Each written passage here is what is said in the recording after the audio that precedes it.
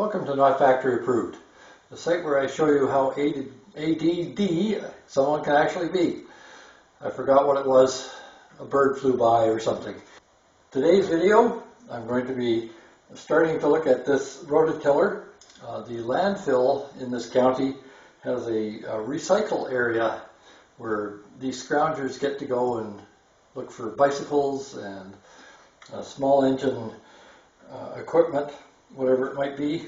Rarely do you ever see a rototiller there. I saw this one, so I scooped it up for the great price of getting it back into the back of my truck by myself. And it has a number of problems. It's pretty well worn out, so it may be going back to the landfill, but I'll give it a shot. So this free, except for my labor, rototiller is a snapper. It has a number of problems. First problem is there's no spark.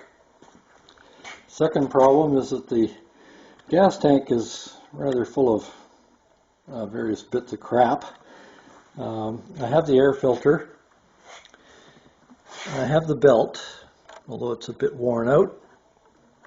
I do have the tines there. I just took them off to have a look at them. Things are quite loose on the shafts, so that needs some work.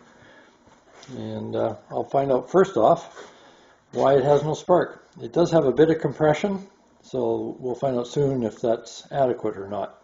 To get down to the ignition system, which is a magneto, which is right in there, I have to take the flywheel off and see what I can find out about the innards there.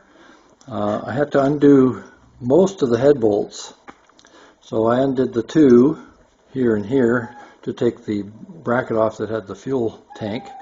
I found out the head bolts were torqued to 140 inch-pounds, so I retorqued those, and then I had to take these three off to get the front cover off. And likewise, I put those back in and torqued them down to 140. So find out soon if it needs a new head gasket or not. I have to use a puller to get the flywheel off, which is not a big surprise. It's held on with a taper fit and a keyway. Fortunately, they thought ahead, and they have cutouts beside each other, opposite each other on the flywheel, 180 degrees out, and that allows the puller to fit on, which it couldn't do before. And fortunately, this puller has a function of doing 2 jaws or 3 jaws, so I've got it set for 2 jaws now. Pull off the flywheel, and there's the magneto assembly. This coil pack here, and magnetic pickup there, very rusty flywheel, a couple of magnets there. So I will clean all that up and see if we get some life. It could also be that this capacitor is no good. This is one I haven't seen for a while. It uses points as well as the magneto. Very dirty looking points. Just clean those up. Put it back on. I'll do some ohming and so on and check the capacitor with a meter, see if it's got any hope. When I opened this up, the points were all black, and it turns out they were all oily. And there's no signs of oil from that side of the engine, so I'm not sure what happened there. But they actually look like they're in pretty good shape. There's not much in there as far as a pit goes. And I did clean them with some 400 emery cloth, so they actually look pretty good. So put those back in. I don't know if they're gapped correctly or not. I don't have any specs on that. Something I'll have to try and find. And just check the condenser now with my meter. Up to this point, I have cleaned the points, set them, set the timing. Thanks to Mark Detro on YouTube, D-E-T-R-O, on Tecumseh ignition setting. He has a good video. It was very helpful. So I've done that. One thing he says is to use a special dial gauge, which I didn't have. My dial gauge would not fit through the plug hole and touch the piston. So I used a sliding caliper. And I set it so that it had top dead center was 0. Hit the 0 mark, and then I added 65 thousandths to it, and locked it. And then I used that as the piston went down, and once the edge of the caliper touched the top of the cylinder head and the depth indicator was on the piston, then I knew I had the right position. I set it up and it was only slightly different than it was before, so I'm pretty confident that's correct.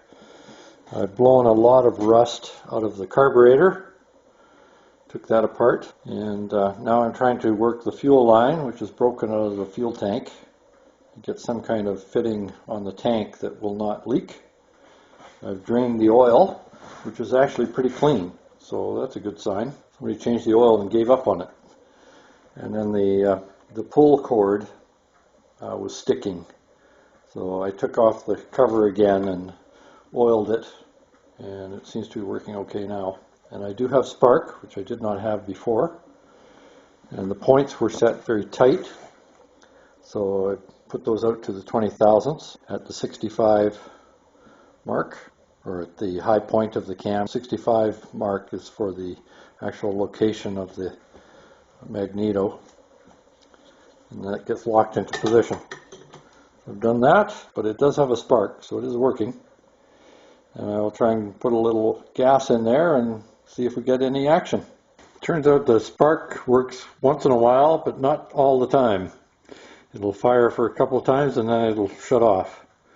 So I took the points out. One thing I found was there was oil on them. So I cleaned that all off. That can short out sometimes.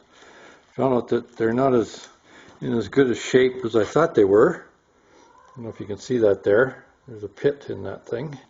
Desperation mode, I'm filing them down and we'll polish them and see if I can get a decent contact. One temporary fuel tank to hook up a muffler yet. Run. Maybe a little more fuel. Does fire.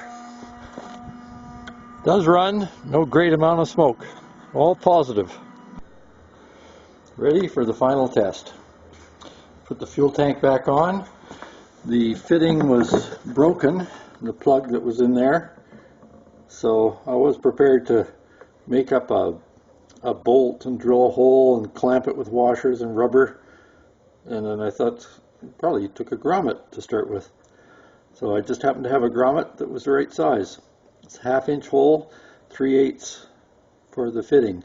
So it's all nice and tight. I'm not sure if the rubber is compatible with gasoline or not, but I will find out. If not, then I'll either get the proper one or I'll start making a fitting to clamp it together. Right now it's all together. Just put the bracket up on the top, put it all together. I've kludged this exhaust pipe and manifold muffler out of another motor that I had scrounged up. This is actually the intake. So it fit for the bolt holes just. I clamped that on, drilled a new hole and tapped it for the muffler, so that's on there. But kludging is a bit like luge, hurtling downhill, completely out of control, danger at every turn. So not sure if that'll work or not, but it is kludged for now. Might have to make one or buy one. As far as I know, you can still get parts for these. Tecumseh, or Tecumseh, if you're in the US, has included the model in the serial number.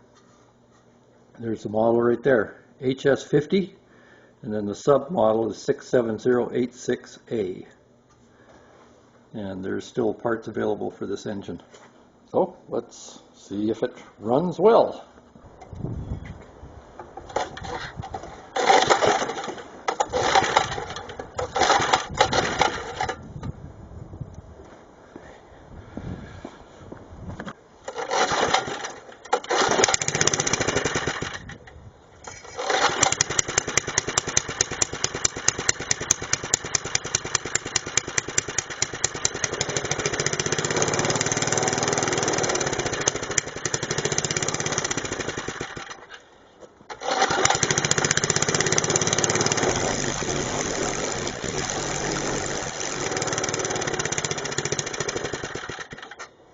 Bit of tune-up needed, but it does work.